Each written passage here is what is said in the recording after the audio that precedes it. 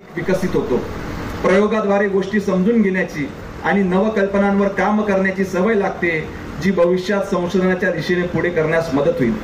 या उपक्रमामुळे विद्यार्थ्यांच्या समस्या सोडवण्याची क्षमता, तल्लख बुद्धी, नवीन शोध घेण्याची वृत्ती, भविष्यात भारताला जागतिक स्तरावर वैज्ञानिक आणि तंत्रज्ञानाच्या क्षेत्रात अग्रस्थानी नेण्यासाठी अशा प्रदर्शनांची भूमिका महत्त्वाची आहे।